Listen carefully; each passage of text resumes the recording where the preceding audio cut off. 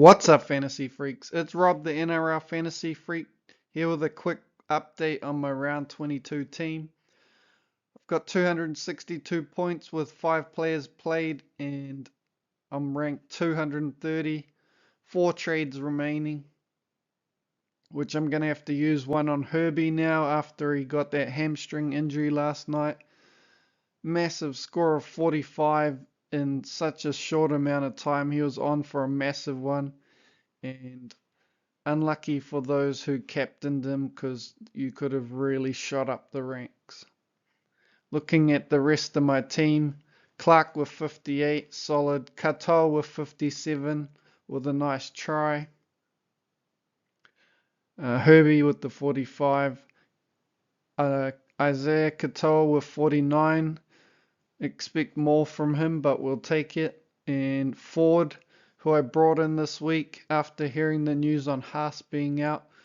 I upgraded Fainu to Ford, left me 12k in the bank, and a nice 53. He was flying at the start of the game, making lots of tackles, was so close to getting over for a try as well. That would have boosted him up a good 12 points.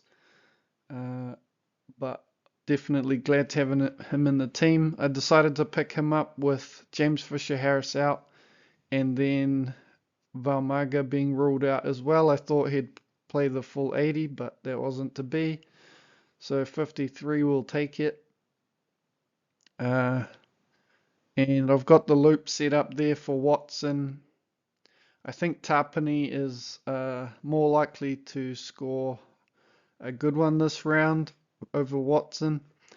And the loop doesn't play now because Zach Docker-Clay won't be playing.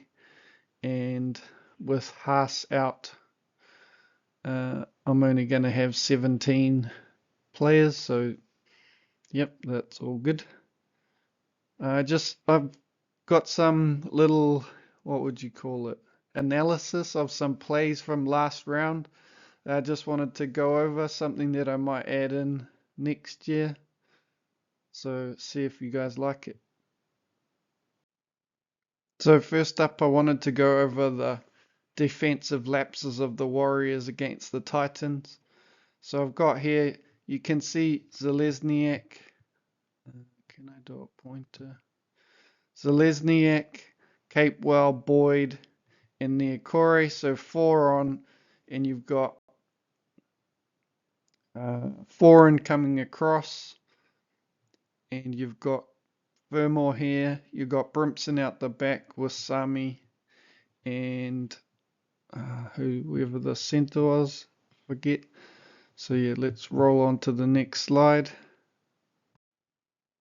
So I just wanted to highlight Nickel Clockstead, the fullback, is over here.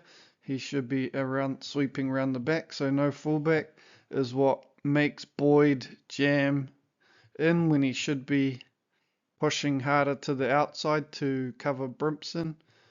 So what I've said here, 2 static, need to be pushing harder from the inside. Boyd should be sliding to take Brimson. Niokore should be sliding to take Fermor. And Clark should be sliding to take 4, and that would push everyone out and would prevent Capewell having to jam to stop the ball getting to the outside. So Capewell comes out of the line to get Brimson. Brimson steps him on the inside. Dallin has to come up with Capewell, and once Brimson gets past him, it's pretty much all over. You can see we've got the centre and the winger who Dallin has to cover both. He's going to always cover the first man, and we'll just roll it on. So yeah, easy pass to Sami and an unmarked run to the line with no sweeping fullback. So I wanted to highlight a forward pass in that game. I got screenshots from above showing where the ball was passed and where Tuivasa-Sheck caught it. Linesman pulled it up straight away, and yeah, whereas we'll see in the Panthers game that wasn't to happen. So looking at another try, first off you can see the decoy runner stopping in the line. That should be a penalty straight away. You've also got Chance not drifting across. He should be following the ball. He should be about here by now. He's way back there. That's going to create no cover for the overhead pass. And if we look at the decoy runner is grabbing the defender as well, so even if it wasn't a penalty to start with, it definitely is. So that should have been a no try. Yeah.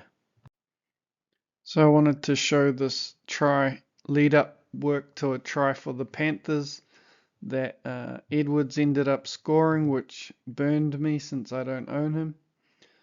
So you can see Cleary shaping to pass out, and if we go, yep, I've got the ball there. Then we move on to the next frame, and you can see where that ball is. Does that look remotely backwards to you? No, it does not. So the linesman is blind right there, can't see a thing, and very disappointing that the video ref can't rule on that because it's just blatantly obvious. You could see it out of the hand that it was miles forward. It's not salty at all. So that was my first crack at doing some kind of analysis on plays in that. So I might try to do some more of that. I think it's quite interesting.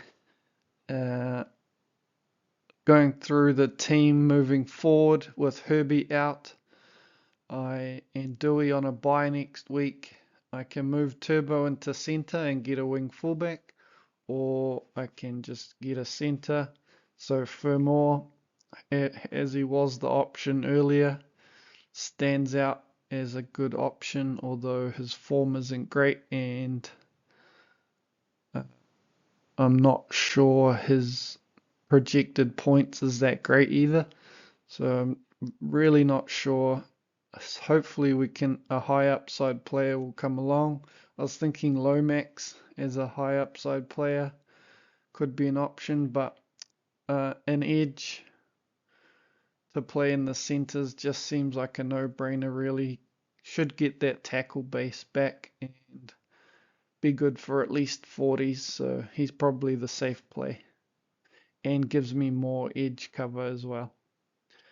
And that's pretty much it for this video, so good luck everyone for the rest of the round. I'm looking forward to seeing Cleary as captain go tonight, and interested to see how the Roosters go as well.